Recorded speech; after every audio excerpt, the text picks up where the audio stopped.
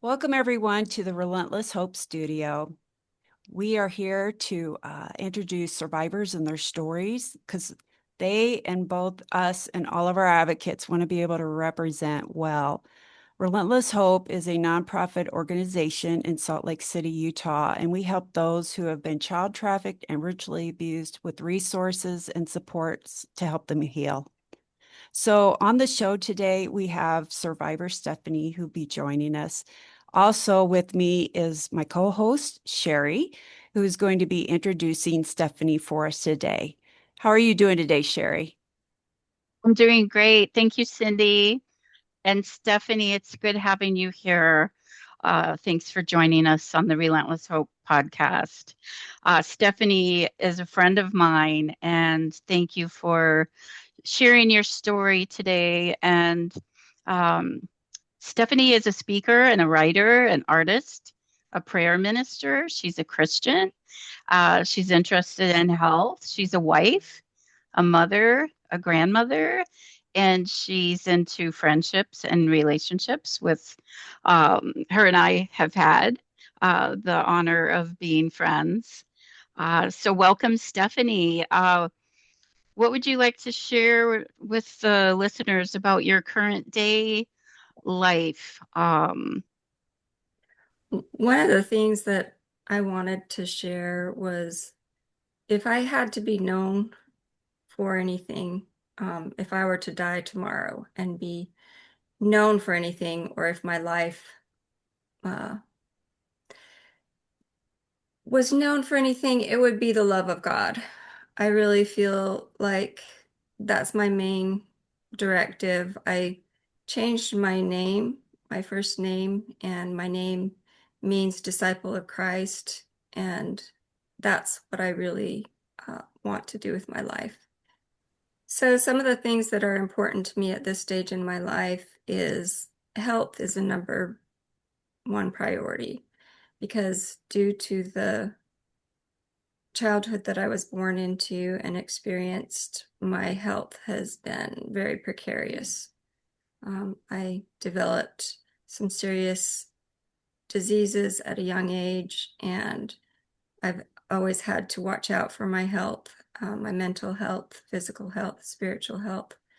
So I do a lot of things to try and keep my body up. And as I'm getting older, some of my favorite activities are kayaking and biking and playing tag with my grandkids. And I go to the gym. I'm just very physically active. And I also try hard to maintain a healthy diet. My first 26 years of life, I lived off of junk food and had a very poor diet. And I'm sure between the diet and the stress, that's what contributed to my ill health.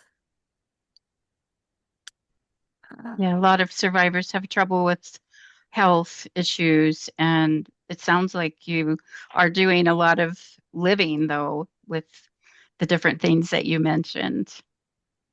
I am, and I'm also uh, trying to get into my studio as an artist. That's something that I really enjoy painting. Mostly, I've done commission work and murals, and right now I'm working on a series of paintings that I have labeled personality paintings because I'm painting different aspects of myself, and it's very healing for me to be able to do that uh, because I'm learning more about myself as I'm doing the paintings.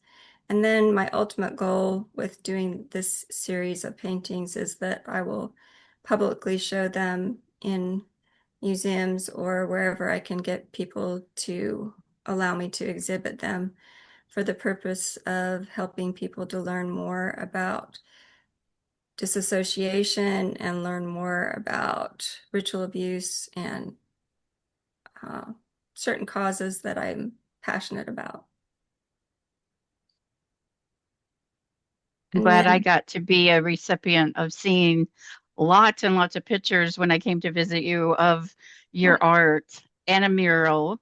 And I know you've done a lot of murals. Um, and you're artwork is beautiful. Oh, thank you.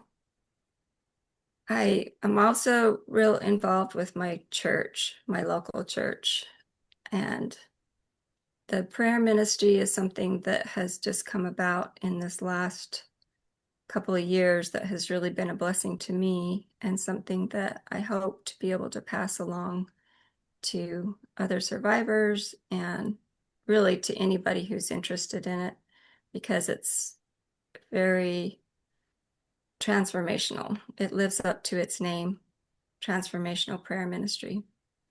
So you had mentioned that his story, you want to tell his story, the sovereign God. Did you want to talk more about that? I do. So I feel like my history is really God's story because he brought me out of darkness and he's given me a new life and a chance to really have a life. And I've been able to see throughout my life, because of the many miracles that I've been the recipient of, how God is there. He is there through thick and thin, and he is able to rescue those who ask him. I really believe that my rescue was based on my desires to get out. And the way that he did rescue me was through other people. My husband, I had a husband lined up for me in the cult life that I did not choose to marry, and I found my husband. Really, God brought him into my life through my brother. He was my brother's friend, and once I met him and fell in love with him, I decided that I would marry him, even though that meant putting my life at risk because of the people who were controlling my life at the time. And I also had a man come into my life who acted as a mentor, a counselor, almost like a father to me. He was old enough to be my father, and he was a member of the same church that I went to. And he gave me hours and hours and hours of his time just to listen to me. He was a sociologist, and he was supposed to do a certain amount of hours as a community service. And then he extended those hours when he found me, and really God led him to me and me to him. And he gave me 11 years of Saturdays, 4 to 5 hour sessions every Saturday so that I could talk Wow, about that's right. all the things that I needed to talk about. And then after that, we saw each other on and off for the next really 20 years. And then he died during COVID of cancer. And his life was very impactful for me because I could see what it really liked, really what it was really looked like for someone to lay down their life for God, because he developed not only a counseling ministry for me, but he also ended up counseling hundreds of other people and helping marriages stay together and helping people work through sexual abuse and all kinds of different crises. And so his example to me of giving and has really stuck with me. I want to do that with my life. I just want to have the life that God has given me. I want to give that back to God and allow him to direct my path so that if there's anyone that I can bless the way he blessed me. I've seen you do that, Stephanie. So that's already being fulfilled. Oh, thank you. Absolutely. None of your suffering was in vain. None of it. God has turned it for good. Right. He's using you to reach out and help others and make a difference. So you're living in God's will for your life, and I thank you and applaud you. Oh, I thank do you. too. And I truly think that your heart aligns with God's heart. Hmm. Yes. Thank you. And that's what I'm hoping to do during these couple hours is to be in tune and aligned with what God would have me say. Um, I wanted to talk about how three different distinct cultures have really shaped my life and have led me to see how they all kind of overlap in different ways. The three cultures that I want to talk about are the occult culture, the organized evil. I like to call it organized evil rather than a satanic cult because I feel like there was a lot of involvement in my past that was more than just a satanic cult.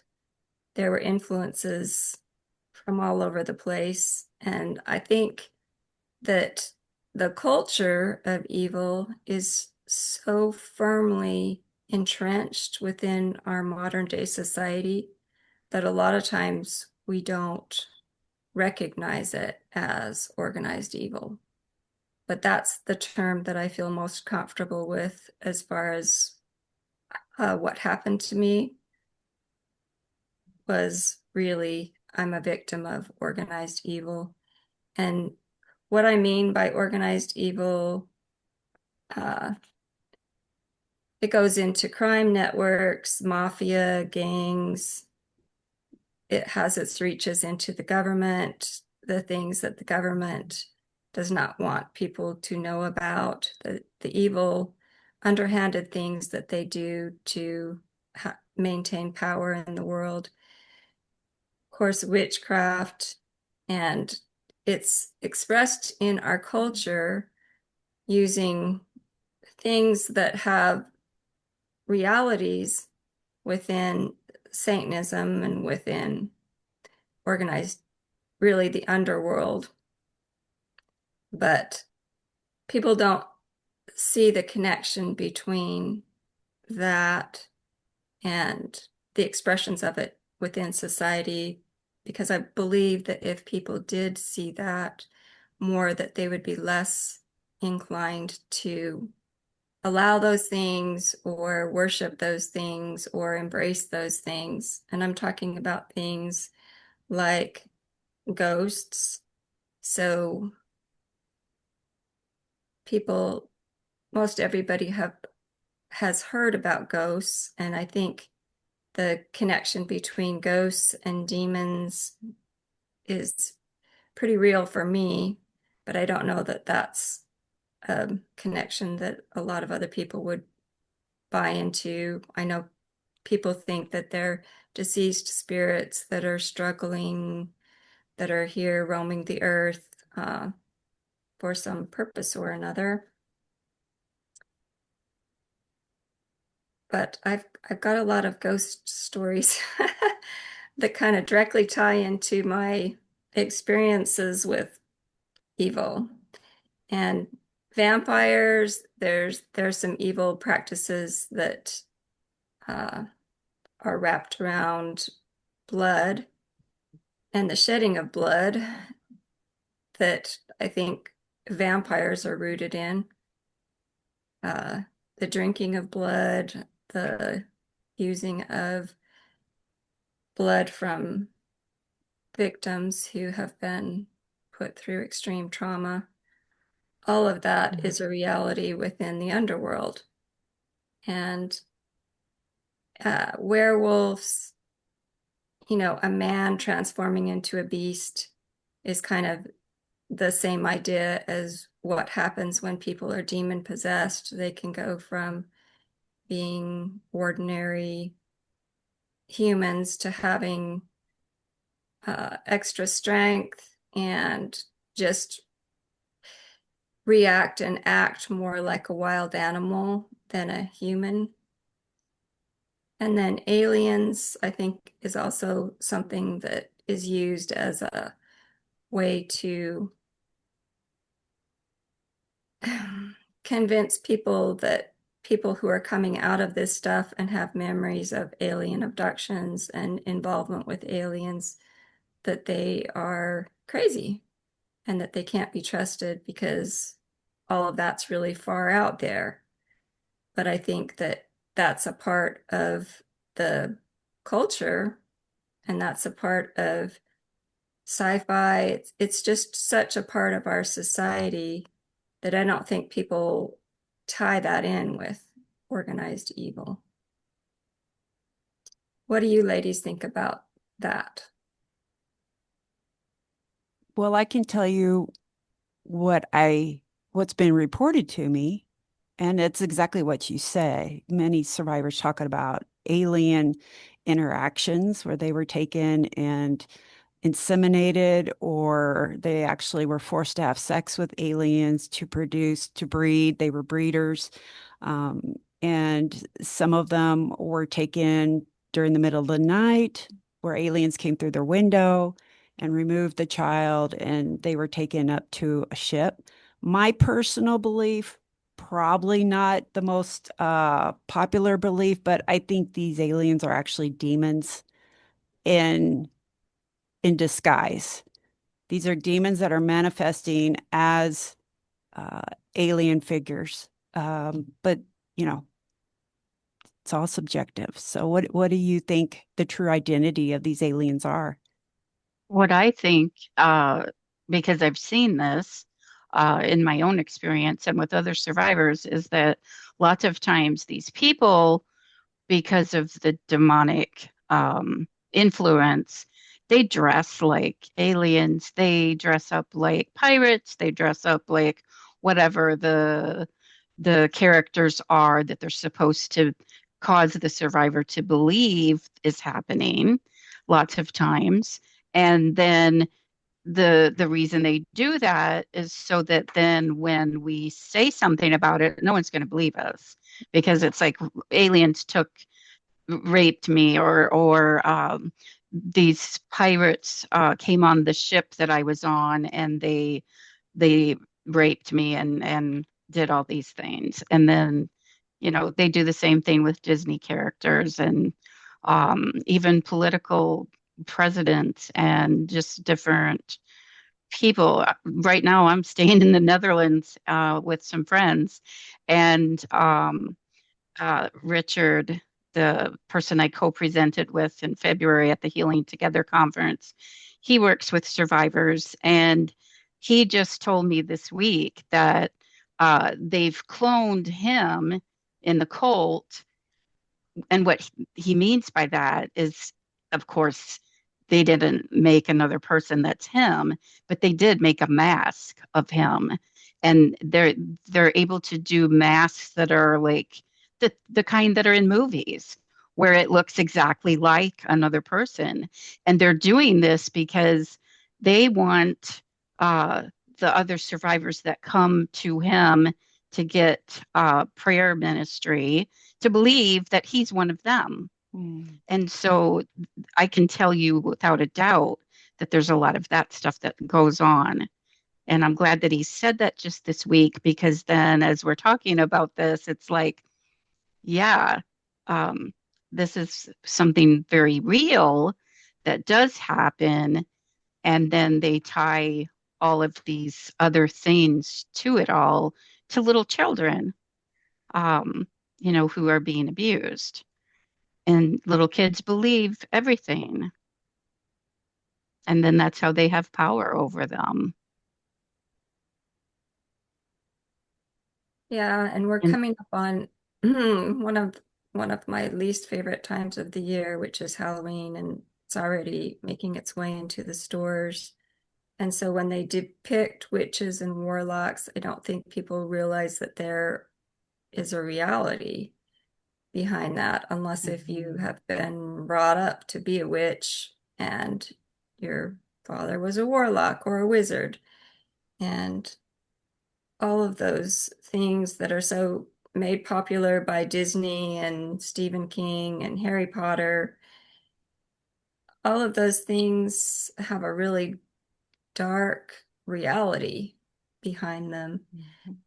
I feel for my grandchildren because they are surrounded with video games, and even the ones that are kind of benign, like Minecraft, where you're just using little blocks to build things, are filled with um, all kinds of occult figures, people who are half dead, people who can respawn, people who are monsters. Uh, I've seen it in education. I went for a walk recently to a beautiful garden in my small town, and they have little stations where you can look at a library book. And the library book that they had out was all about a witch, and cute little story uh, about a witch. And what's not taught in the books are that witches are evil and the evil that witches do. So it's only part of the story. It's like what you see in Bewitched for us older people. And I Dream of Jeannie, where they show that there's magical supernatural powers involved, but they don't show what people do to get there, and they don't show how many people are harmed because of that, and they tell a partial truth. And because of all of this within our popular culture, in our music, in our movies, on TV, we really get to a point where we're just kind of numbed out about it. It reminds me of the whole frog in the cauldron type of thing. Like if you want to boil a frog, you just get the frog in there in the nice warm water, and then you slowly heat it up, and the frog won't jump out because he'll get used to the water. And I think that's what's happened with so many of the people that we hold up, that we practically worship in our society, sports figures and people who make it big in the music world. They're oftentimes have been through ritual abuse, and they are not, the fortune that they are amassing is not their own. They are not independent agents. They include satanic symbols and rituals and different things on stage. And then other people who are cued into all of that witness that. And then people who are not cued into all of that are being subjected to subliminal signals and are becoming more accustomed to all of those sorts of things. It's even prevalent in our society in the Bible.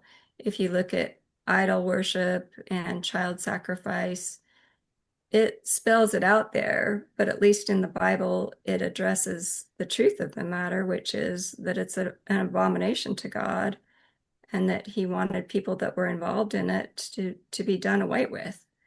Because what happens is people are dragged into it at birth or during early childhood, and it becomes a culture, it becomes a way of life, and it's so traumatic and so difficult to keep a conscious awareness of, because the human brain is not designed to remember all the bad things that happen to you, especially if they happen to you repeatedly and at a young age.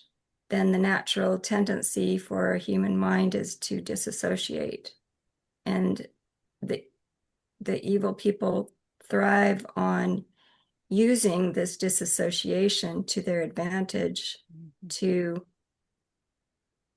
do what they refer to as mind control, brainwashing, which is more or less Um, I've got some definitions that I looked up today to be able to eloquently explain them. While you're looking that up, Stephanie, I'd just like to piggyback off of what you said about um, the cult culture and all of the things that you mentioned. It's like here in the Netherlands, I was taking photos today in Amsterdam, and I think probably a third of the photos have a lot of occultic symbols and Illuminati. And I think it's more prevalent here than in the United States. And but I think it's probably throughout the world. And I talked to another survivor in Kenya this morning, and she was sharing with me how um, out in the open Illuminati is now there, and the it's just infiltrated in every single sector of society. And I don't think parents realize how evil all of this stuff is, and they let their children do the things that you were mentioning, like on Halloween, or like with video games or movies. And here you, as a survivor of ritual abuse and mind control, you lived the torture and all of the things that all includes. And then, like you mentioned, with the dissociation, here blocked all your mind was able to block all of that out. And then, you have gone through so many years. How many years has it been since you have been in recovery? About 40? Yeah. Yeah. Probably more like 35, I think. 35. I've been married for 40 and have been in Oh, probably that's where I got the 40. 35. Yeah. Yeah. It's a long haul getting over all this stuff because I know everybody's story is different and everybody's abuse is different. But because I didn't get out of the group that I was in, which is really my family, my extended family, uh, different people that were in our group, neighbors and family friends. Um, and I wasn't able to leave that group and leave Salt Lake City, Utah until I was 26. And I feel like if I would have been able to leave earlier, then maybe it would have come apart earlier. Maybe I wouldn't have suffered as much abuse as I did. But I trust God. I know that He's sovereign and that He had a timing and a plan for me. And even though I begged Him as a child suffering these things to please take me out of it, take me out of it, whether it meant I lived or died, just please take me out of it. And He did not. I stayed in it. And I've learned since then that He was in it with me, which is also a difficult concept to grasp or to be able to manage. But what that does for me is gives me a lot of hope towards my future. Because if God was with me through everything that happened in my past, that means that He's with me now. And that means that whatever is going to happen, that He's going to be with me, that's a constant. Yes. And that's something I can count on. Yes. Stephanie, I have a question for you. Um, your family members, you mentioned your extended family members. Can you describe how they projected themselves out in the open? Because I've heard so many people say, oh, they can't possibly be a perpetrator. They're so nice. They're so kind. They give such great sermons. How can this be that this person can be uh, guilty of raping children? What, in your experience, how did your family members project themselves on the outside to the outside world? Well, it was really a part of our culture to be big on outward appearances. We could have the inside of our house be in disarray and be in not a good state. My mother was not a housekeeper by nature, but the outside of the house had to be perfect. It had to, the yard had to be well kept. Everything had to be looking good from the outside. And even when my parents dragged us to a satanic ritual Saturday night, on Sunday morning, we had to be up and dressed in our church clothes with our hair done perfectly and to go to church to look like we were just like everybody else. We had to fit in, and we had to looks were everything. It was very superficial culture. It was about maintaining our family image, maintaining our church image. That was a big part of our culture. Other things that were a part of that culture that I wanted to talk about was the, the multi-generational nature of it.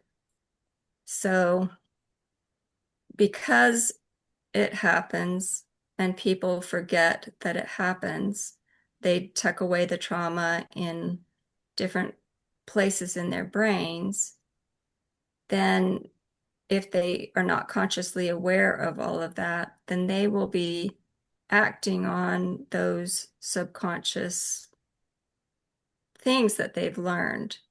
So if a child learns from a young age that abuse is the way that parents interact with children, then those children, even if they don't continue in the satanic cult, which a lot of people do, those children will grow up with an understanding in their subconscious that when their child misbehaves, that abuse is appropriate. So they're much more likely to reenact whatever was done to them at a young age and copy patterns. And so this whole culture that's passed on and this way of life goes from generation to generation to generation, and some of it is undetected by people who are currently involved with it, because it's such terrible things that people don't want to know about it. I, as a survivor, have gone through periods of time where I really just wanted to believe that Satan wasn't real. I wanted to believe that none of that ever happened.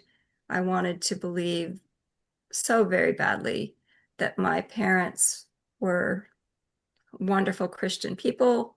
I wanted to believe the best of everybody. And so to get memories back and to embrace those memories as being real meant that I had to come to terms with my family's involvement in this.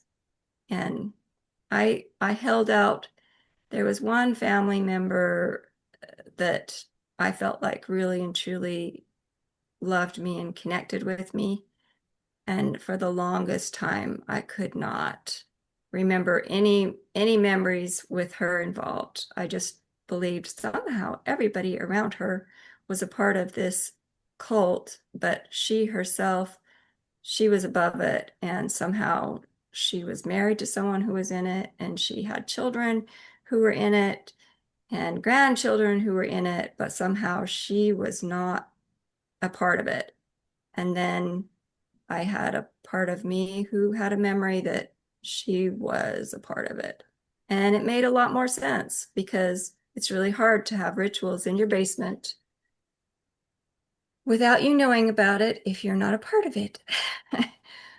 It's hard to for one spouse to be a part of it and cover it up and hide it completely from another spouse. I know it's possible and it does happen, but it wasn't the case so much with my family.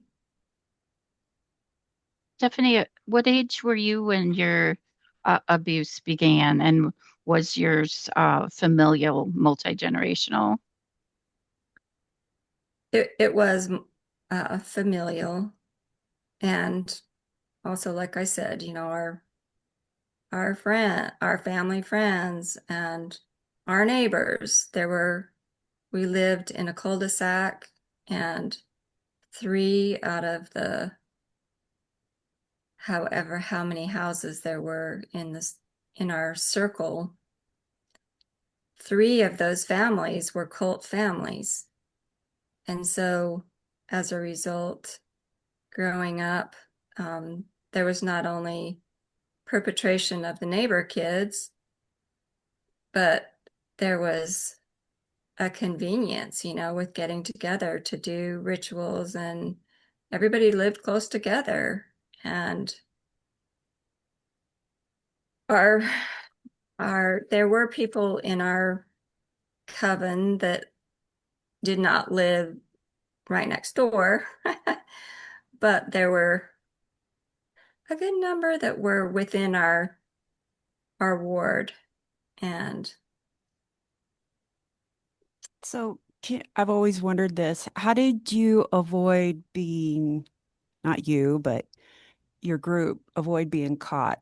Were there ever neighbors who weren't a part of the system that said, this is really weird, but we saw your daughter at 2 a.m. in the morning crossing the street to go back home? Or did any of the houses have a tunnel system in their basement where children could come and go freely without being noticed? we did have what they called blackout rooms, and they were rooms that had no windows. And Okay. those rooms were common in a lot of different people's houses. They would have one of these rooms that was usually in the basement or in an outbuilding that had no windows. And we would do rituals in those. At the time, there was not the drone technology that's so pervasive now, and there were not the cameras. I think we're a lot more likely nowadays to catch animals on cameras because we're watching. We're watching our belongings, we're watching the neighbors, we're being surveyed ourselves, and we're also doing a lot more surveillance. And so I think one of the ways that enabled the cult to do what they did was people believed that if you were a member of the church, which was the Church of Jesus Christ of Latter-day Saints in Utah, then you were automatically in the good box. If you were a member, then you were automatically trusted to some extent because it meant that you believed the same thing that everybody else believed. And those beliefs, just based on belief alone, made you a good person. And so we were a lot more likely to do business with someone who was LDS than someone who was not. And we were going to make friends with those people, but not make friends with people who were outside of the church. And so I know that my father, one of the ways that he coped, he had a lot of addictions to cope with the trauma that he had to deal with as a boy and the trauma that he was perpetrating on others as an adult. And as a result, he was a workaholic, a sexaholic, an alcoholic, and it was difficult for him to hide his drug and alcohol addictions. I think he was a lot better at hiding his sexual addictions because he kept that more within our group. Uh, but the alcoholism got him into trouble a couple of times, and the only jail time that he ever spent that I know of, um, we parted ways once I moved out of Utah, and was no longer a part of the cult. I could see that it wasn't safe to have those grandparents involved with my children. I knew that they were not healed and that they would sexually molest them. And I was not willing to take those kind of chances. And I wasn't willing to put up with the drama and the pain that they caused on a regular basis with suicide attempts uh, and addictions. And so the way that my dad got away with being an alcoholic, people kind of turned a real blind eye to it. You know, they had compassion and mercy for him, and they felt like, oh, the poor man, he's sick and he needs to get better. But at the same time, within the LDS world, drinking was highly forbidden. That was a sin that was right up there with, sexual sin and murder. It was just really overly emphasized. And so there was a lot of shame with my dad being an alcoholic, and he was inactive in church. He did not go to church on Sundays. And my mother did. She would take us to church come rain or shine. She was an active member, and she took all 5 of her children to church every Sunday, no matter what. And she held callings, and she participated, and she kept the family image and the family name up, where, with her being more or less like a single parent in the church because he didn't show up, then her callings were limited. They didn't give her as many higher callings until he later repented, and they both started going to church, and they both went to the temple. And then once that happened, then they both were given more responsibility and greater leadership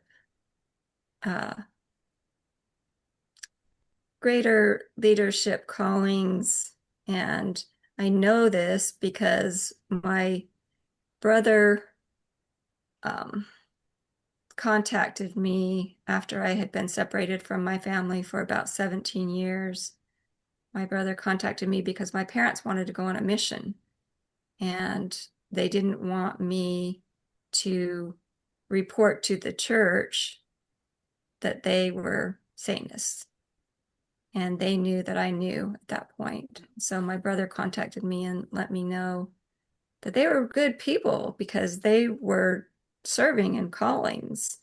They had responsibilities, and they were going on a mission. And so all of these things that they were doing for the church proved that they were on the up and up, and they were good people. And my brother called to say, either mom and dad really are what you accuse them of, and we need to lock them up, or you are crazy and we need to lock you up. And he said I had a moral responsibility to report my parents to the authorities, but I had a lot of bad experiences reporting things to authorities. It did not go well for me as a child doing that. I got super desperate one time and went and talked to one of my teachers. And my teacher was not a part of the organized evil as far as I know, but he was evil. And because I told him that I was being sexually abused, he took advantage of that situation and perpetrated against me. And it just gave me, an additional feeling that they're everywhere. They control everything. Would you feel comfortable Brave of sharing what you. school that was? I went to Upland Terrace on the Upland east Terrace. side Okay. of Salt Lake City. Okay. This is so common in schools. I hear about it all the time. Teachers perpetrating on kids, taking them to different rooms to program them or abuse them in some way. So, yeah, what you're saying is aligning up with so many other survivors from Utah. So you're like the perfect representative. Even as I go through these notes of yours, it's just amazing how you're able to report what happened to you, and it lines up what the other survivors have said. So thank you for that. Yes. Oh, Yes, that's thank you, Stephanie. thank How you. courageous you were, and even as a little girl, to tell someone that you were being sexually abused, and then how awful to have that person turn on you and abuse you some more. That's horrible. It happens way too much. Yeah, as an adult, when I was in the process of leaving the cult, uh, I I went home for my brother's funeral, and during that time, my dad took me to somebody who was supposedly a sheriff who wanted to know what I knew about the things that had gone on.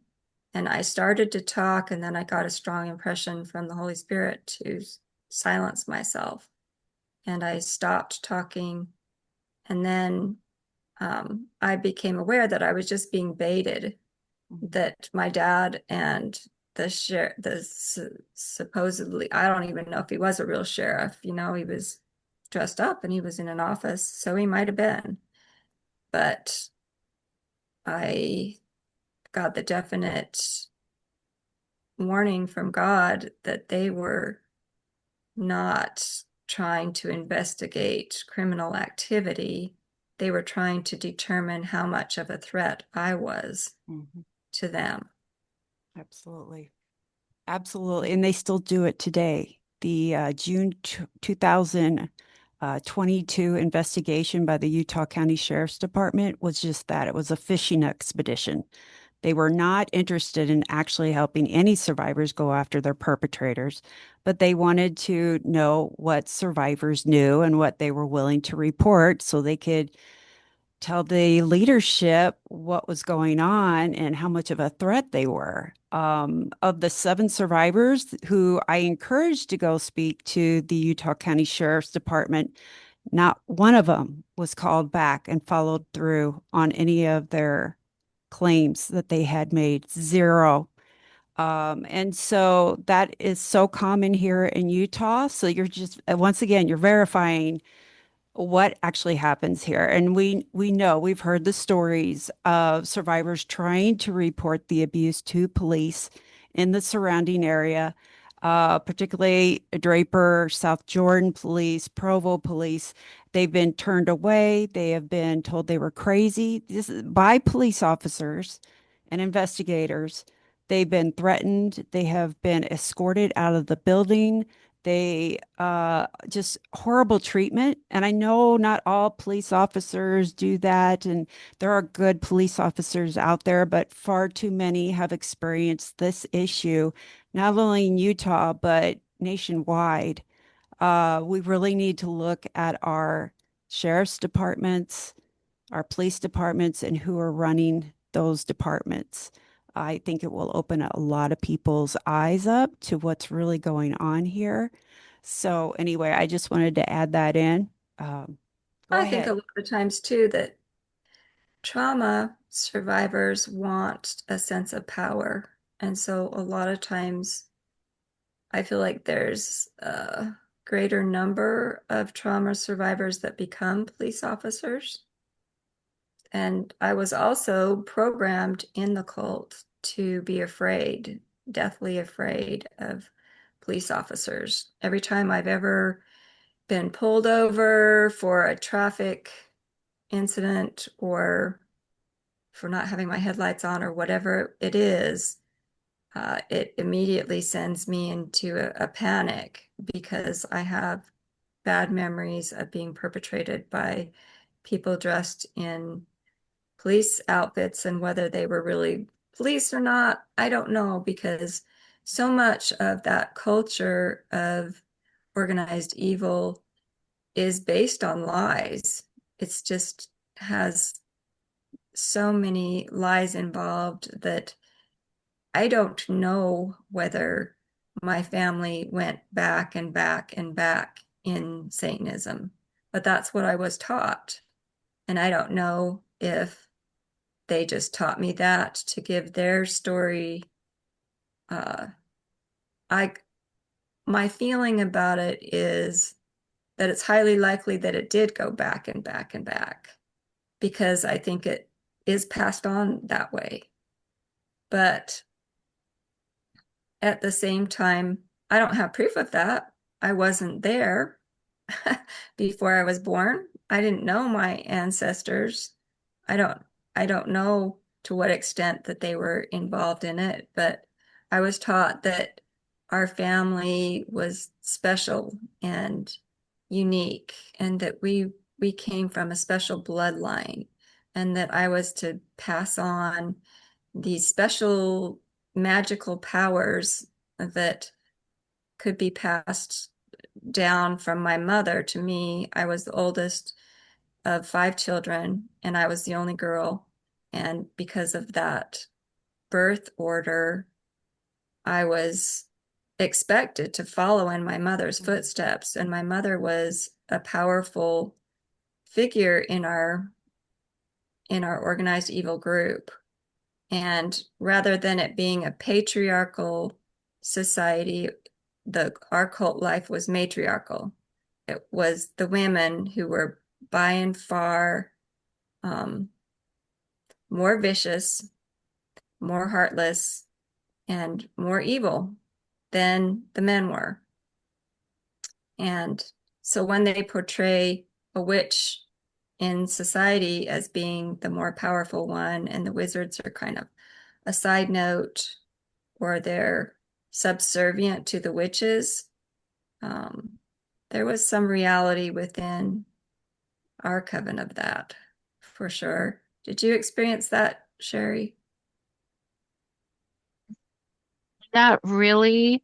For some reason, the power that was used was more focused on satanic or Luciferian instead of like witchcraft, although there were other people um, in the same network and this doing rituals that were being taught like how to use powers and making them believe that they're special and that all of this is passed down. And it seems like it's really individual because it's like I can remember like kids um, in the GATE program, the gifted and talented education program that were bused to find out what we were good at and what we were special with. And, you know, it was like individualized. So I think that's just a different thing in the region that I grew up in. Um, and I hear other survivors say the same thing. It's not all the same. And a lot of us have similar things. And I wanted to comment too, Stephanie, that since Relentless Hope is based out of Utah and a lot of survivors are coming out of the LDS Church, here you were from Utah, and what you're sharing here with us is going to validate a lot of people's stories. And your story is just laced with how God made a way for you to escape. And I just see a lot of people um, like God using you in a way that it's going to give a lot of people hope that they can come out of this too. Because a lot of people think they're alone. They think, oh my gosh, there's someone here today on this podcast that like can validate and affirm what's happened to me. That meaning them, and it's amazing all the stuff that and what you can share here.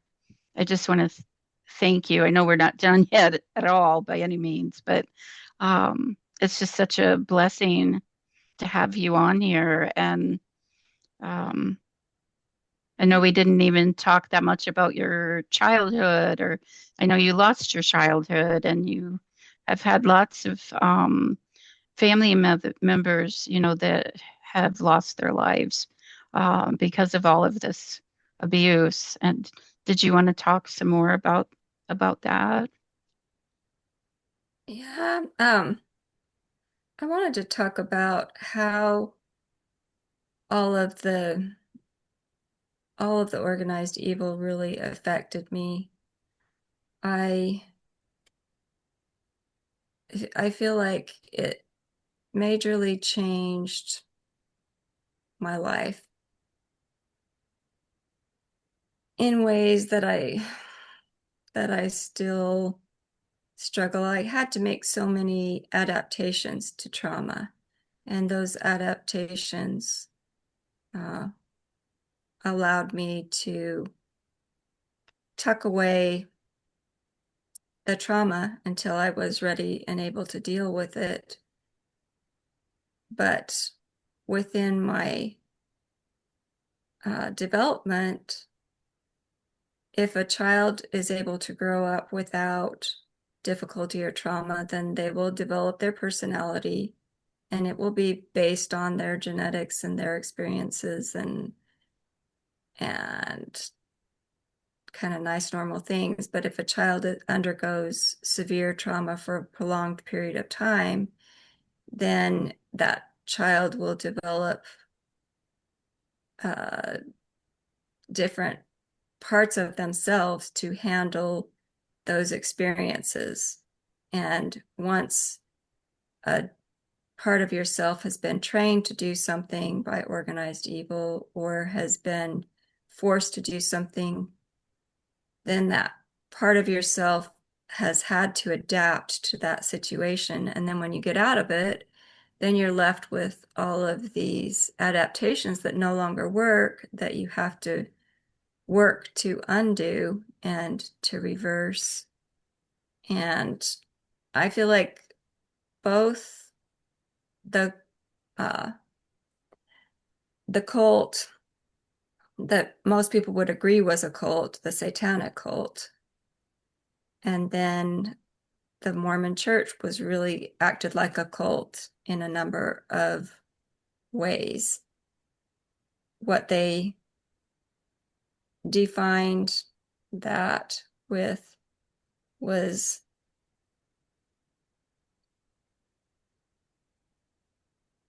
let's see if I can get to my definition here. An organized group that uses manipulative or deceptive tactics to control and exploit its members who show excessive devotion to a leader or to a set of beliefs. And so I grew up in the Mormon Church and did not believe that it was a cult. And when I left the Satanic Church, I raised my kids for the next 20 years in the LDS religion. And I want to say to any of my current LDS friends who might listen to this podcast that I appreciate what the church did for me. When we left Utah, we had to say goodbye to my whole extended network of people. I had to say goodbye to all of my relatives and all of the friends that I'd ever had, everybody I ever knew. Well, other than my husband and my children. And I had 3 children under the age of 3. And after my brother was murdered by the cult, I had a breakdown. Oh, there's my alarm. I had a breakdown and I ended up in a mental institution. And during that time, the church stepped in and people in the church took care of my children because I didn't know a soul where we were living. And I was able to plug into that congregation, and they immediately started taking care of me and my family. And it was very hard for me to trust perfect strangers with my children, but because I was hospitalized, I did not have a choice. And my children seemed to be unscathed from spending a week with other people taking care of them. But throughout the years, the church really acted like an extended family for us. We had people in the church who would invite us over for holiday meals because we didn't have family, and people who supported us. And both my husband and I, so my father was an alcoholic, and both of his parents were alcoholics. And when we got together, we knew that we didn't want to replicate the alcoholic, dysfunctional lifestyle. And so the church helped us, like an AA meeting. There was such intense pressure to not drink that while we were members of the church, we did not ever break that promise that we made to each other that we were not going to drink.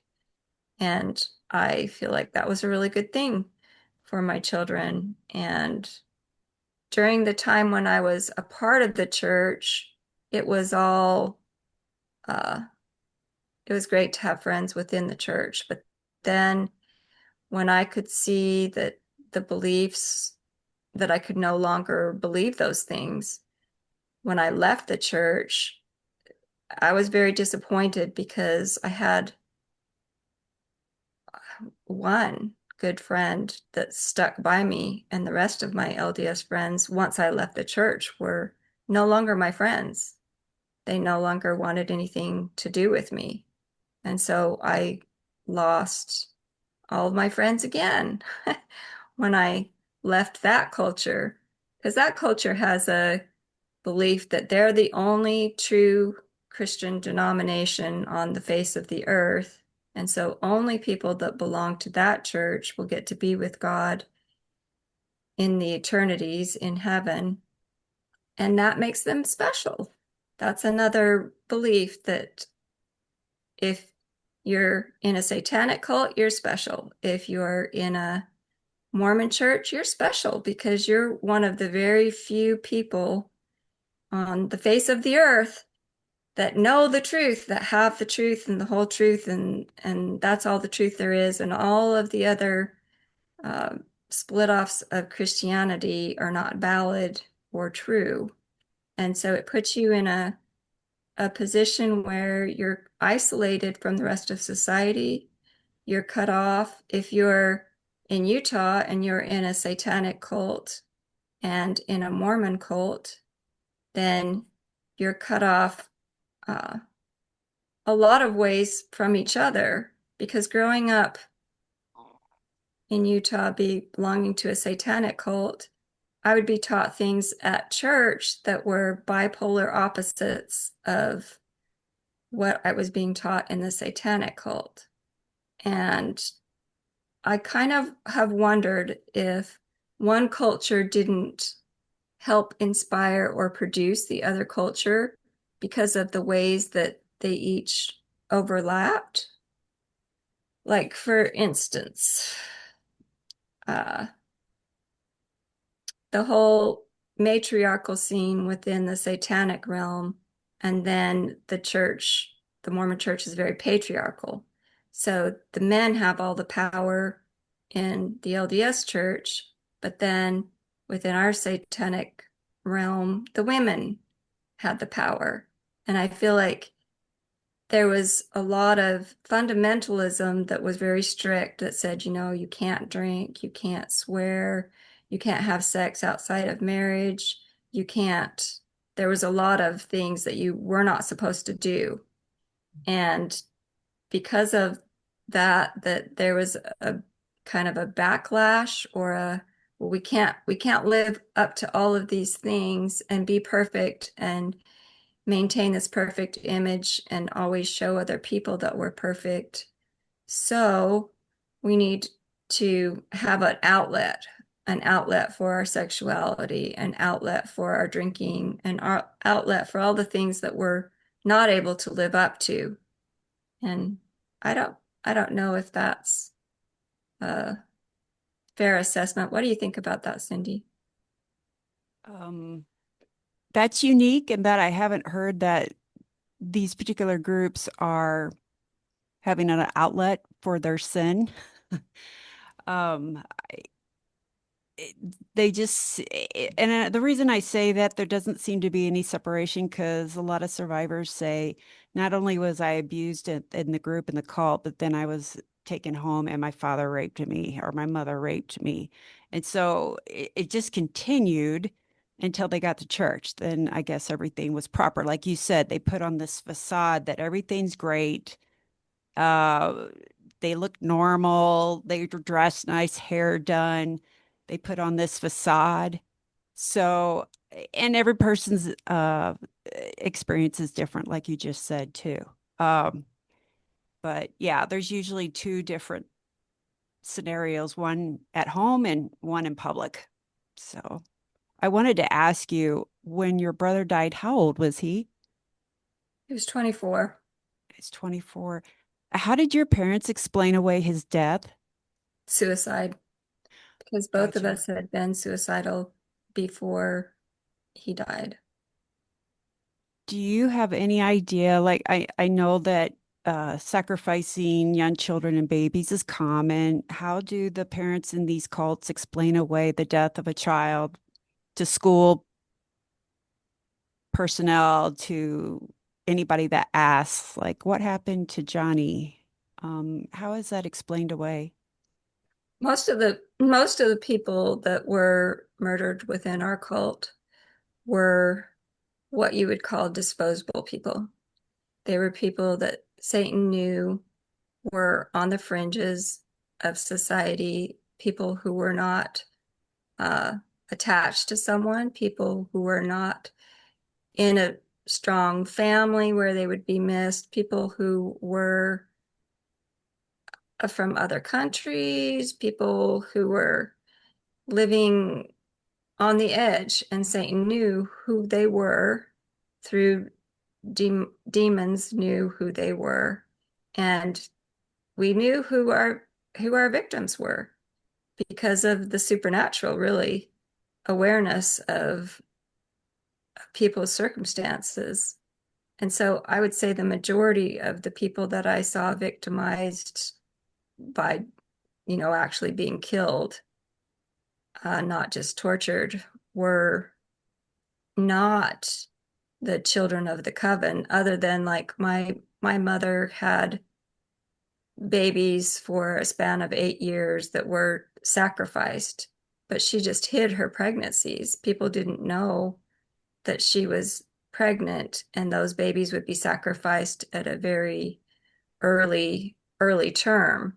So it wasn't like a full term baby being sacrificed. They were way preterm.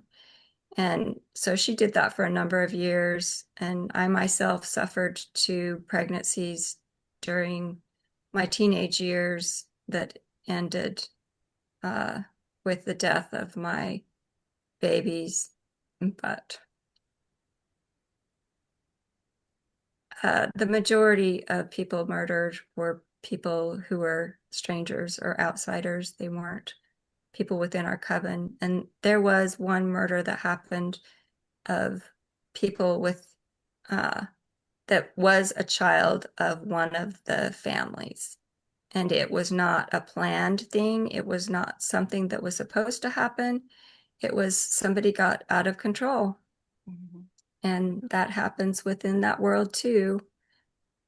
He was demon possessed, and he violently acted towards a child, and he killed the child in front of the rest of us, and that child disappeared. And the way that they covered for that child's missing, uh, that child went missing, and those parents had to report that child missing, and everybody around them had to accept that that child was missing. Mhm. And if you look at how many missing people or have their faces on milk cartons, or how many missing people there are, it's not a small number of people. There are a lot of missing people. There are, There are, especially in Utah. Yeah. Um, yeah, uh, Go in the, ahead. I was just going to say in the um, cultic network I was in, um, there were accidents. Like they would say that this kid drowned And I knew for sure that this child died in rituals. But yet the story they told people was that, like this accidental drowning. Um, One of the kids that I saw in front of my eyes that was murdered, they then said when I went to school the next day that he moved away. And I knew that that was untrue when I remembered as an adult because I saw. And there were foster kids. Um, there were even kids that had cult parents. So you never knew, they never knew who their real parents really were, because they would set kids in families and these would be cult active people. And they really didn't know who their parents were. And I don't even know, like there's a lot of survivors that say that they had the same thing, like where they had cult parents and they switched homes, they moved a lot, um a lot of military families, um they're always moving, and they end up in different families. Yeah, moving's a great thing. Moving's a great excuse for not being there. Yeah. So a few years ago, um, there was this gentleman who was a doctor of research. He was from the U.S. Census Bureau, and he came to Salt Lake City to give a speech about the change in the number of children that are missing in Utah, especially. He spoke to a friend of mine after his speech, and she says, "Why do you think there's so many missing children?" And he was kind of like, "I don't know. That's why I'm here to find out." And she goes, "Have you considered human trafficking?" And she said his eyes lit up, and he was like, "Oh, wow." Um, he hadn't considered that. And he said, to be honest, he goes, Utah is missing almost 1 million children as opposed to the other Wow. states in the country. Like most states in general have about 300,000 missing children. At that particular time, he had figured out that there were 1 million missing in Utah. And he's like, what the heck is going on here? And so that's really a stat that we held on to. And that's why we started Relentless Hope, because we're like, yeah, we want to figure out what happened. Well, now we have an explanation because you're right. The kids, they move out, they move in, they're fostered. Um, Kids go missing all the time here. And now we have the proof. Unfortunately, that gentleman died a year later. And I don't know if it was under suspicious reasons, but that's kind of an explosive comment to make. And anyway, I wish that man was still alive. He was apparently a very good man. So you're absolutely true, right? You're absolutely right. I've heard the same too. Polygamy kids have been used. Illegal kids coming over the border have been used. In fact, when people say there are, I don't know how many kids are missing at the border, like 300,000 or maybe more, but I'm just thinking, well, I know what happened to them. They were trafficked out and they were probably killed because they're disposable or dispensable, just like you said, Stephanie. Yeah. Yeah, the whole issue with the LDS Church and polygamy was one of the things that helped me to get out of the Mormon Church because they released the records from Brigham Young that that the church had held onto forever and a day. And someone wrote a biography about Brigham Young, and in it they exposed that he had taken the wives of men, taken away the mother and the wife out of a family to be a part of his harem. And I was taught growing up in the church that these men that are prophets were above everybody else, that they had special authority from God to tell everybody what to do, and that they were put on a pedestal. And I was taught about all the prophets growing up, about what righteous, wonderful, worthy men they were. And when I realized the evil that Brigham Young had done with that, and I could remember stories from my grandmother where they would sit in general conference shaking in fear that one of their men would be called up to go on a mission to leave them without a source of income or without a way to fend for themselves, because back then women didn't work and have equal jobs. And especially in the LDS culture was all about, for a long time when I was growing up, and for my parents and grandparents, it was the woman stays home. The woman is the homemaker. She doesn't have a career. She takes care of the children. And bringing children into the world is an honor and something that needs to be done to populate the church, to, bring more people into the church. So it wasn't uncommon for people back then. My mother had 5 children that lived and were legitimate, known born children. And my neighbors, like 7 children, 10 children, 12 children. It wasn't uncommon to have these huge families. And so there are certain ways that having victims and having more of a population to work with worked well for organized evil. Other things that I could see that kind of crossed over in a big way was that they,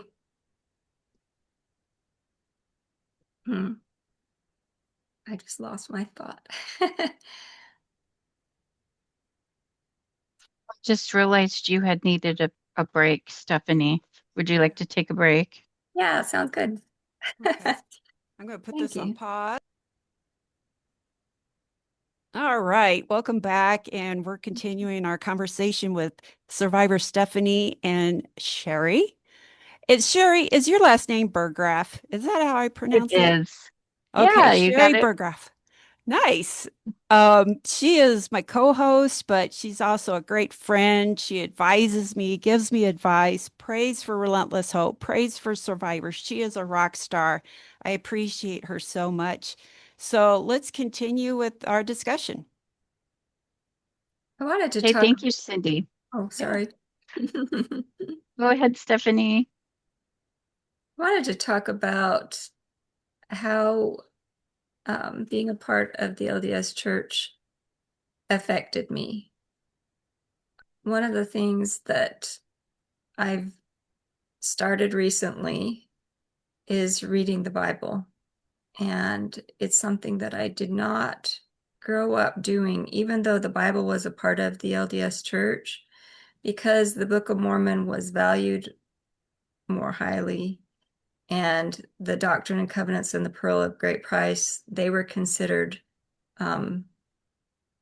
superior to the Bible, because the Bible was only correct as far as it had been translated correctly. And I was taught that it had been mistranslated. And so it was suspect.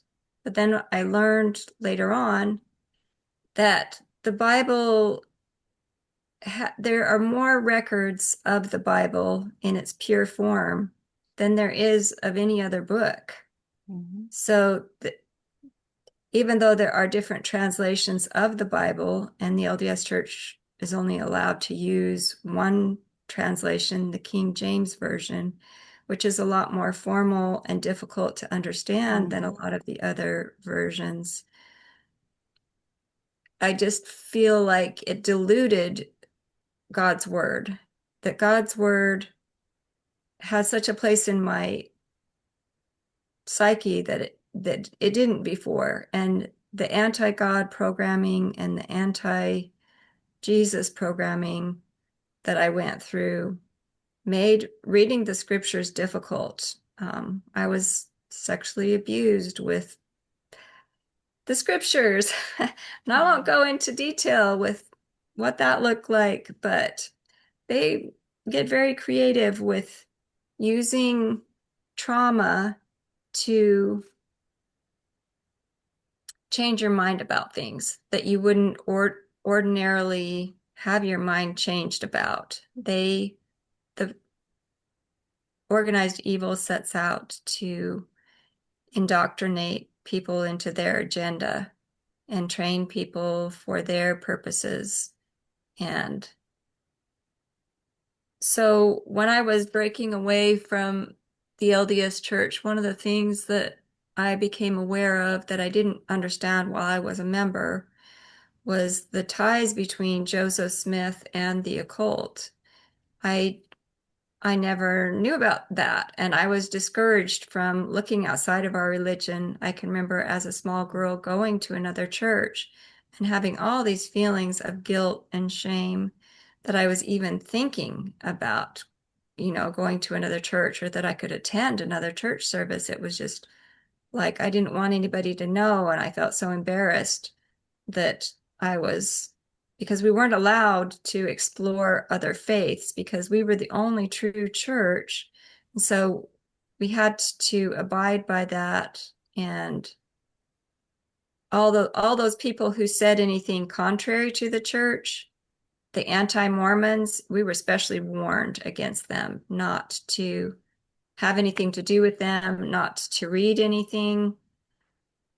But when I look at the LDS temple where I did baptisms for the dead as a youth growing up, and where I was married to my husband in that temple and went through rituals within the temple, when I really stop and think about the rituals that were done in the temple and then the rituals that were done for organized evil, there was a big overlap. Like one of the things that we did in organized evil commonly was dress in robes. And white was a color that was used as well as black. So dress in white robes, get into a circle. This is something they do in the temple. And then they talk about things that are secret. And they used to have a hand motion that you did to say that you would lose your life, like you would get your head cut off, rather than divulge the secrets that were in the temple. So all of this secrecy in the church and in the temple really lined up with the secrecy that was done by the organized evil people in order to keep their crimes and crimes against humanity covered up. If you look at the outside of the LDS temple, you can see the use of an upside down star. And on the internet, it says that that star is not a satanic symbol, that star is a symbol for Christ. But within organized evil, that upside down five-pointed star is a very common, five-pointed star, sometimes with a goat's head in it, very common symbol for evil. Mhm. And Yes. having all of these symbols, stitched into garments, and these symbols that were on buildings and in public places. And then those things, even if they didn't mean them for evil, the satanic cult sure as heck meant them for evil. And so then seeing them on the church building was a kind of, I feel like, a subliminal reinforcement of Yes. everybody's in on it and there's no Yes. place you can turn. And if you turn to people in your religion, and that's another thing, is that if you committed a sin, you were to go to your bishop and confess. And different bishops would have different feelings about your sin and different ways of handling it. Some of them would just brush it under the rug and be like, everybody does that. It's okay, go and sin no more. But they wouldn't tell anybody, and it wouldn't go anywhere, and you wouldn't get in trouble. But depending on who your buddies were and who you were in with within the church, depended on whether you got excommunicated or not. Everybody in my family should have been excommunicated. They all should have been kicked out of the church, but none of them were. And my father, even though he was an alcoholic and he did not go to church for the 8 years that I was growing up, when it came time for me to be baptized, because he was the priesthood holder in our family, he went to the bishop and the bishop gave him permission to baptize me. And then I had the same man who had baptized me into the Satanic Church by nearly drowning me and putting me through a horrendous Satanic Ritual. He baptized me in the Mormon Church. And I had so much fear when my father baptized me that I had to break off yet another piece of my mind to deal with being baptized and how I knew I wasn't clean as an 8-year-old. I mean, as an 8-year-old, there's a question as to whether you're clean or not. You're supposed to go to the bishop and tell him about your sins so that they can be wiped away when you are baptized. And so it was very confusing to be a part of both, but there was quite a bit of overlap. I felt like even the garments were something that were a continual reminder of symbols like the Masonic compass, and how much all these organized evil organizations really do overlap, like the CIA, the government. They infiltrate the military, they infiltrate religion, they infiltrate organizations that are already existing so that they can use their resources. And within the LDS Church, church buildings, our local church building was used. There was even across the street from our circle, there was a reorganized church, and we used that building because one of the people in our coven worked there and had keys to the building. So that was even more convenient than going, 3 or 4 minutes away to our local building. And because they had callings, they had keys to the building. And so they would go and use the buildings. We had orgies in the sanctuary, in the sacrament room. We did terrible things in churches.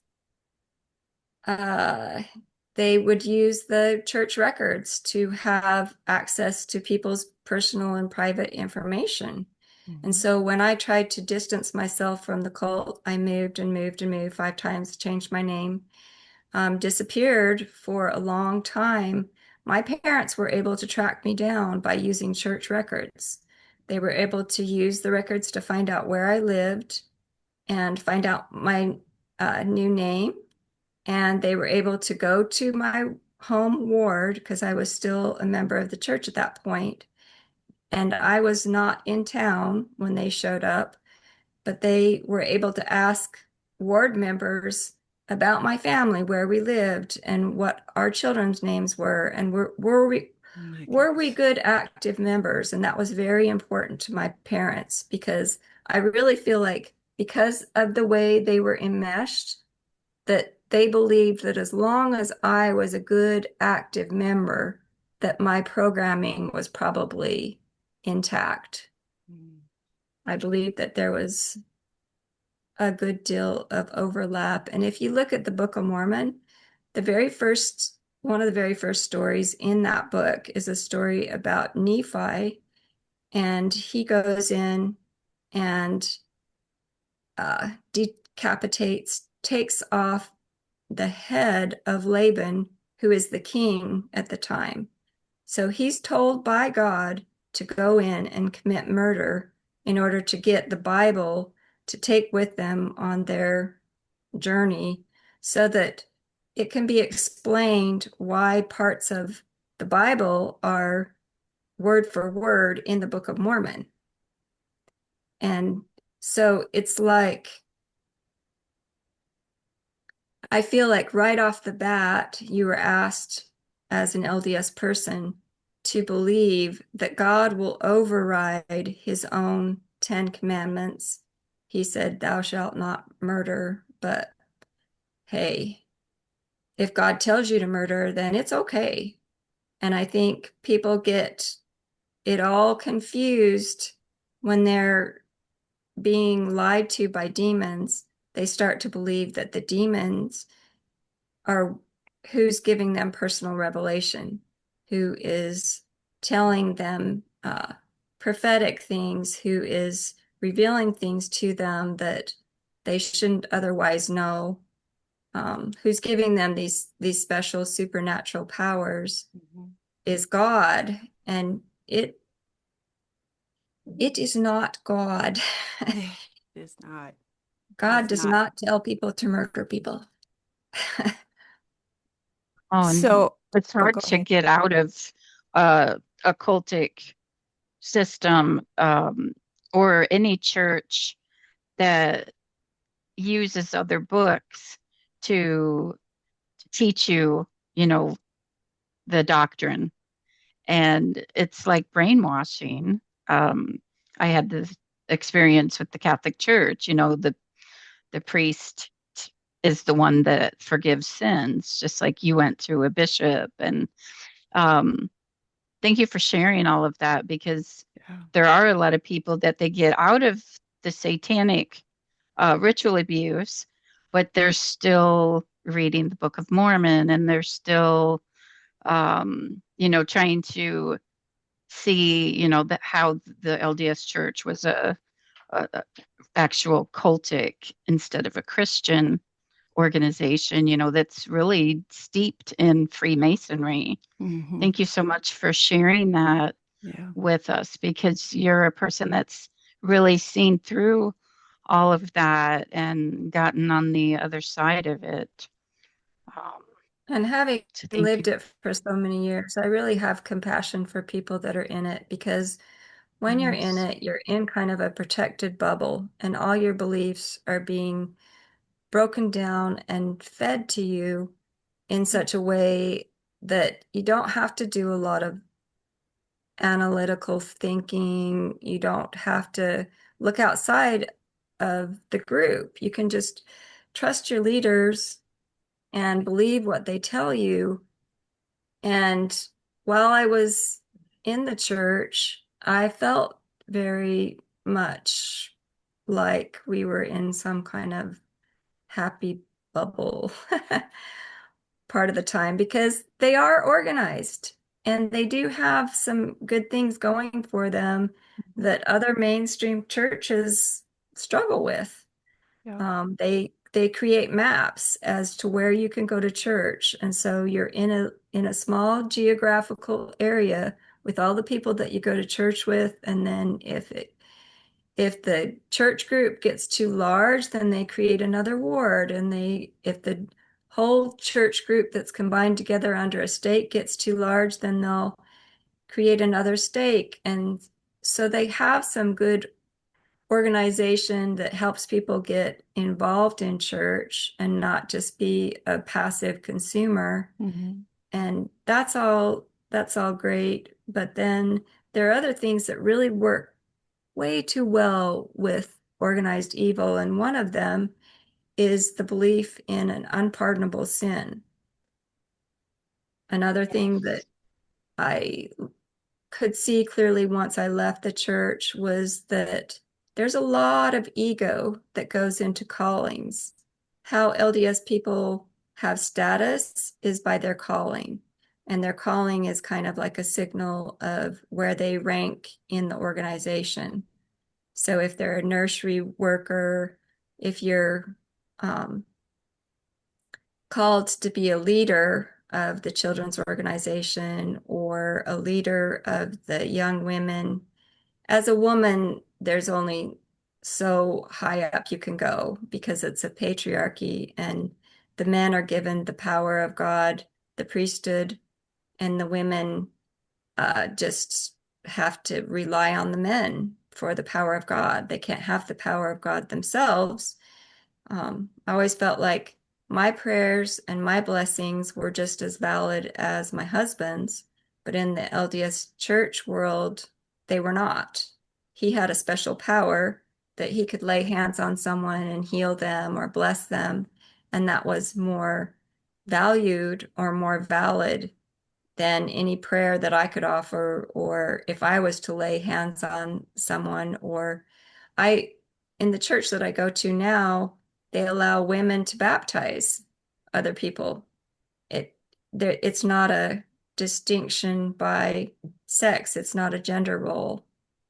Power in the church and power to do different things in the church is not based on gender, and it very much was in the LDS world.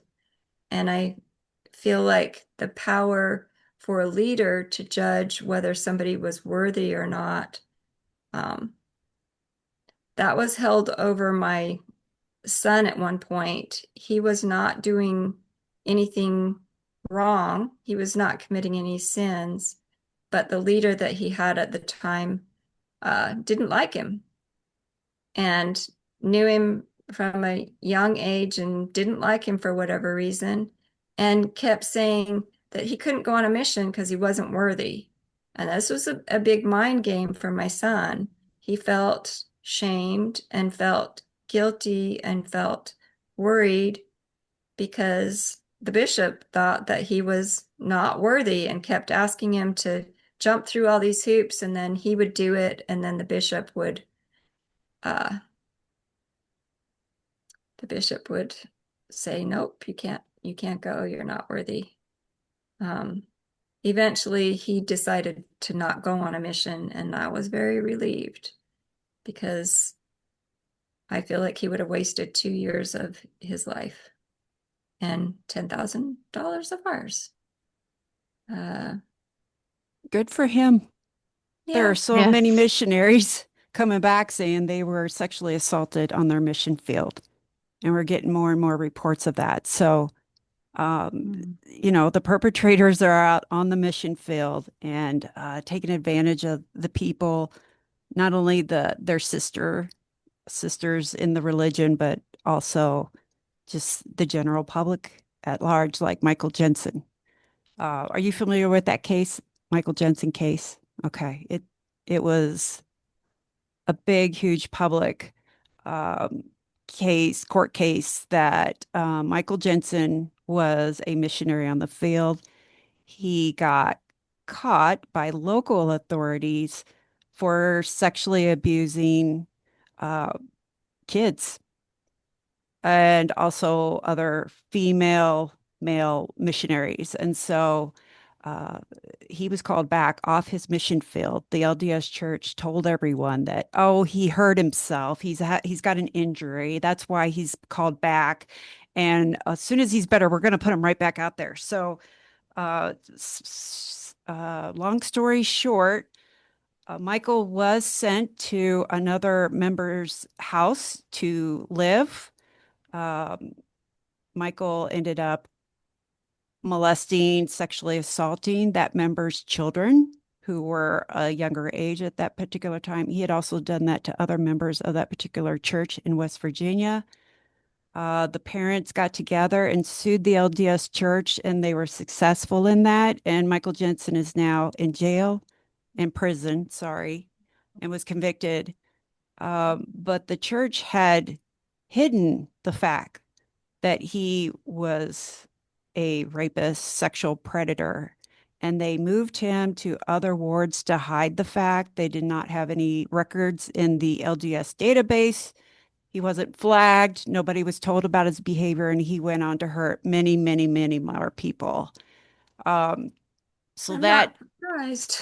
yeah, yeah. My brother, So, part of the satanic cult, went on missions, and I had one brother that did um, get sent home early The other one went to an area of the world that had a heavy cartel, and it was like where people got sent on missions was supposed to be revelation from God, but often it was where your parents had been sent, or where somebody, where somebody else had gone before you. And it's hard to see all of that as being on the up and up Yeah. because of how they were all connected with each other. I've had to really reconstruct my faith. And what I've come to ultimately is this Christianity that I read about in the Bible. Christ was not a respecter of persons. He was not racist, and there was a lot of racism growing up, both in the church. I mean, there weren't any Black people Yeah. in Salt Lake City, Utah when I was Yeah. growing up. And there were very few other representations of any other races. And within the organized evil, surprise, surprise, there was a lot of racism and a lot of uh, abuse done in the name of racism. And the sexism, the bias for a particular gender, if you look at how Christ handled things back in a time when women were considered to be like cattle, they were considered to be property, they were not valued, they were not heard, they were not respected. He listened to them, he respected them, he allowed them to be his disciples, he treated the women around him like women should be treated, with love and respect. And I have come to know that the way that he set up the church originally is the kind of church that I want to belong to. I want to be a part of a group of believers that all have each other's backs, but not necessarily in a hierarchy, that are uh, not being led around the nose by a leader, but who each of them have the Holy Spirit, and each of them can take a responsibility for having some spiritual light to share with each other, and taking care of each other, being able to share God's word and share God's mission, which I really believe that Christ does ask a lot of you, just like Satanism and just like the Mormon church asked. It was kind of like an all or nothing, a religion that doesn't require everything of you is not worth God. But I really feel like God is above and beyond religion. And even though the Christian church is his church, he wants us to be one. He wants us to be one with God. He wants us to be one within ourselves. He wants us to be one with each other in the body of Christ and in the church. And all of that disunity and denominations and fighting for trying to see who's the best, or what church has the most numbers, or what church can build the biggest building. All of that kind of stuff is beside what Christ came here to do and the way that he showed us to live. And I admire, Sherry, the home church that you're a part of, because I feel like that is a group of believers that function like the church is supposed to function, and don't get caught up in coffee and donuts and crazy things to attract people, and then they don't disciple them into people who understand what it really means to be a disciple of Christ. Mhm. Yeah, very well said, Stephanie. It's like we can be the church 24/7, not just going to a church building, but to be the hands and feet of Jesus Christ. Mhm. Stephanie, thank you so much for sharing your story and how you made it into his story. Um, and thank you for taking the time to be on Relentless Hope podcast. Your story matters and your healing is very inspirational. And I know you're going to give a lot of people hope. Is there anything else that you would want to share with the listeners today? I want people to be aware of how much the culture that we immerse ourselves in really affects us. I feel like the more we're able, if you are a Christian, if you are able to align yourself with that culture, then it has a, a lot of power to change your life and a lot of power to improve your life. And I want to give people who have been brought up in the culture of organized evil hope that it's a lie.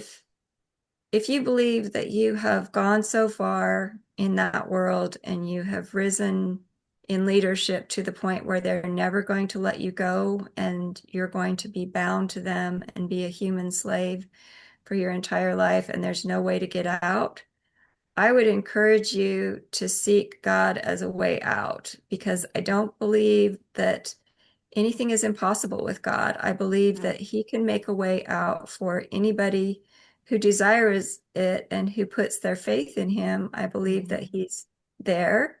He's constantly there for all of us, even though we've suffered horrendous things. He still has power and is willing and is waiting for us to come to places where we trust Him and can rely on Him and listen to Him. And I believe that people can get out um, no matter what. Yeah. I Yeah. agree, Totally Stephanie. agree. He made a way for you. He made Hmm. a way for me. And anyone listening, if you're a survivor, he can make a way for you. We're living proof of Yes, that. absolutely. I believe that too. And if anyone else out there would like to share their story, you can reach us at info@relentlesshopeforyou.org. And the next time we do our podcast, we're going to be discussing some of the new laws here in Utah, some of the happenings that are, I guess, people who are involved in trying to keep survivors from getting justice. We're also going to talk about Minecraft and Roblox and how those particular video games can be a danger to your children and set them up for pedophile engagements. And so join us next time for our next podcast. Thank you, ladies, so much for joining us, and we will see you next time. Thank you. Thank you, Stephanie. Yeah. Thank you, Cindy. Thank It's an you. honor Yes, to be co-hosting with you and Relentless Hope. absolutely, Sherry. You just brighten my day.